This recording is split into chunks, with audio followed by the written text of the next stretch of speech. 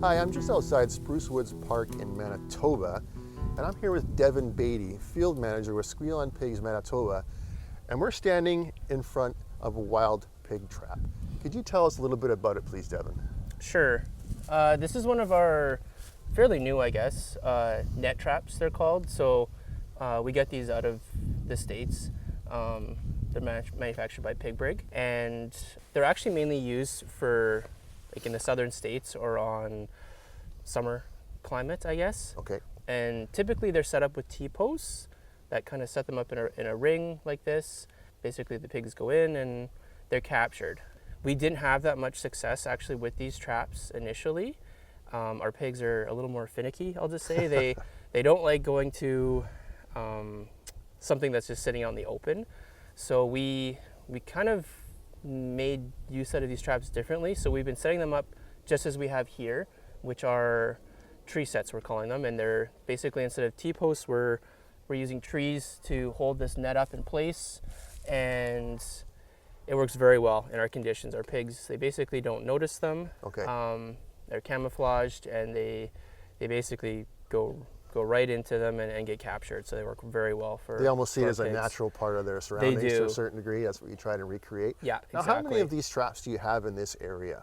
In this area, we have around a dozen total traps. So that's between these traps and corral traps along the southern edge of the park, basically.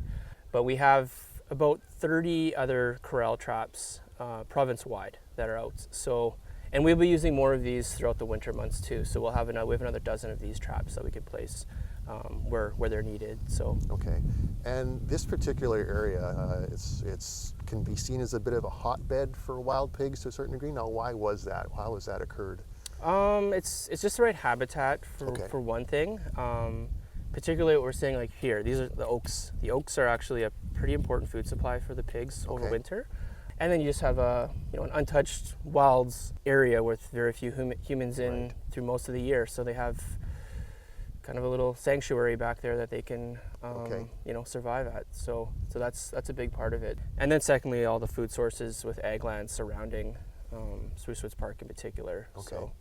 Now, if you could refresh my memory just a little bit on the history, how did wild pigs end up here in this situation, this outdoor situation? Yeah, so all the wild pigs we have in Manitoba were practically raised. They were brought over late 80s, 90s. Okay. And then at one point there was just no market for those pigs.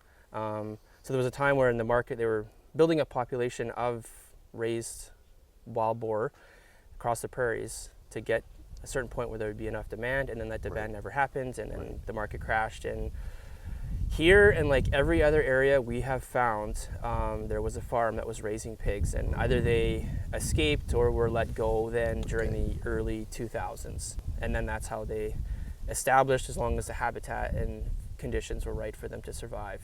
Yeah, because they actually, I don't think were expected to survive, but they proved to be very resilient, unfortunately. Yeah, they are. I mean, they're built completely different from our domestic pigs or popular pigs. Like their long noses allow them to just root up and find food that other pigs and even wildlife can't get to. Okay. So, and they're omnivores, they can eat just about anything. Right. So yeah, they're very adapted to surviving.